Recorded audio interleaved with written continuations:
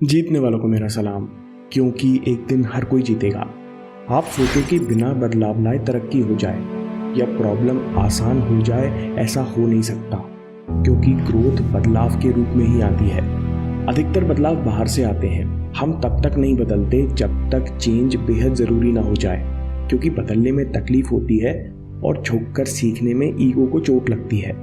दूसरी तरफ चैंपियंस स्वयं बदलाव लेकर आते हैं। They anticipate the change.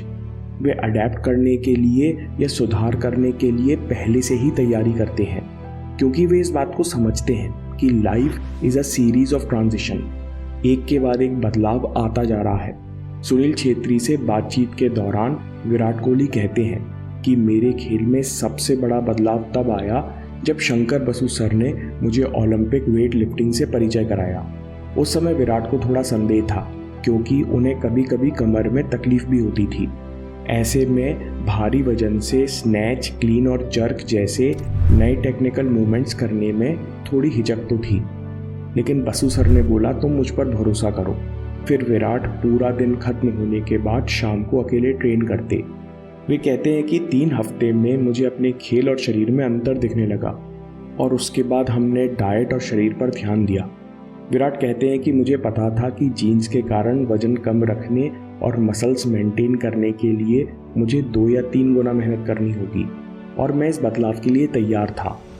Muscle की एक्सप्लोसिव स्ट्रेंथ और एंड्योरेंस के लिए ओलंपिक वेट लिफ्टिंग कोई नई खोज नहीं है। वॉलीबॉल, रेसलिंग और कई स्पोर्ट्स में एथलीट इसको अपनी ट्रेनिंग में शामिल करते हैं, लेकिन क्रिकेट के बदलते हुए फॉर्मेट और चोट से बचने के लिए विराट समय रहते बदलाव लेकर आए, और 2016 में उनके खेल का स्तर कई कदम आगे निकल गया। अगर आप चैलेंजेस के लिए तैयार रहने की और बदलाव लाने का एटीट्यूड बना सको, तो आप आश्चर्य करोगे कि ज़िंदगी आपको आगे बढ़ने के कितने मौके देती है। जब पहली बार माइकल जॉर्डन को समर कैंप में चुना गया था, तो वो उनके खेल या एथलेटिसिज्म के कारण नहीं, बल्कि वो बहुत कोचेबल थे। बहुत छोटी उम्र से वो सीखना चाहते थे। माइकल जॉर्डन हर दिन ट्रेनिंग से 2 घंटे पहले आकर कोच से कहते कि सर मुझे बेहतर खिलाड़ी बनने के लिए आज क्या करना होगा, और जो भी कोच बताते वो पूरी ईमानदारी से करते।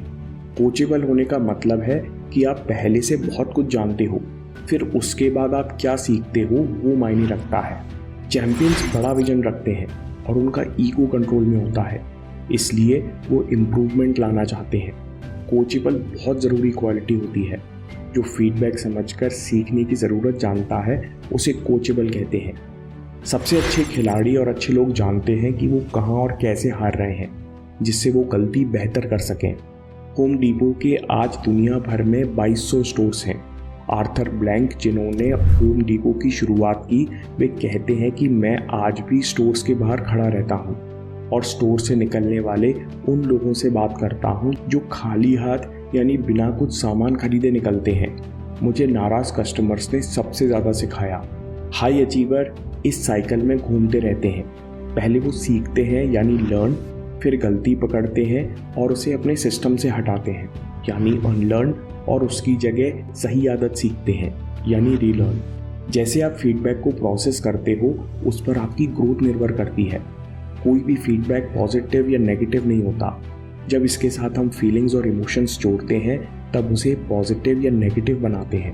केविन ड्यूरेंट हाई स्कूल में अच्छा बास्केटबॉल खेलता था, लेकिन वो बहुत दुबला पतला लड़का था। आगे खेलने के लिए उसका ताकतवर होने की ज़रूरत थी। नए कोच ने कहा चलो तुम्हारे साथ वर्कआउट करते हैं, और वो मान गया। कोच ने पहले ही वर्कआउट में केविन का पूरा तेल निकाल दिया। आखिर में केविन ज़मीन पर लेट गया। कोच कहते हैं कि मुझे लगने लगा शायद ज़्यादा हो गया, अब ये लड़का दोबारा नहीं आएगा। तो कोच ने हिचकिचाते हुए केविन से पूछा कैसा लगा वर्कआउट। 15 साल के केविन ने कहा कि बिल्कुल पसंद नहीं आया, लेकिन मैं जानता हूँ कि NBA तक जाने के लिए मुझे इतनी मेहनत करनी होगी। सर अगली बार कब मिल सकते हैं? यह है एलीट लोगों की मेंटालिटी। जब भी एलीट लोगों को वो करने मिलता है जो वो नहीं कर सकते, तब वे उसकी तरफ और आकर्षित होते हैं, और यही बात उनको महान बनाती है। कैरल ड्वेक एक कदम और आगे जाके कहती हैं कि ग्रोथ माइंडसेट वाले केवल नए चैलेंजेस नहीं ढूंढते, बल्कि चैलेंज में ही फलते फूलते हैं। People in growth mindset do not seek challenge, they thrive on it. हर सफलता की सीढ़ी पर फेलियर के पायदान लगे होते हैं। Every single ladder to success has rungs of failure on it. Failure अवरोध या यू टर्न नहीं है, ये रास्ते का ज़रूरी हिस्सा है, क्योंकि हम कुछ भी कठिन और ज़रूरी काम बिना कई बार गलती किए नहीं सीखते। तो सवाल ये है कि फेलियर से निपटे कैसे। इसी बात से वीडियो को समराइज भी करते हैं। सबसे पहले ये समझना ज़रूरी है कि फेलियर कीमती है। जब आप सीखना नहीं चाहते तब भी फेलियर सीखने के लिए आपको मजबूर करता है, इसलिए फेलियर इतना कीमती है। जिनमें ईगो ज़्यादा होता है उन्हें फेलियर से प्रॉब्लम होती है। एक गलती पकड़े जाने पर रात भर करवट बदलते हैं। वहीं कोच जॉन वुडन अपने प्लेयर्स को सिखाते हैं कि नेवर फ्लिंच एट फेलियर, क्योंकि बदलाव तो आकर ही रहेगा और बदलाव का दूसरा नाम ही ग्रोथ है।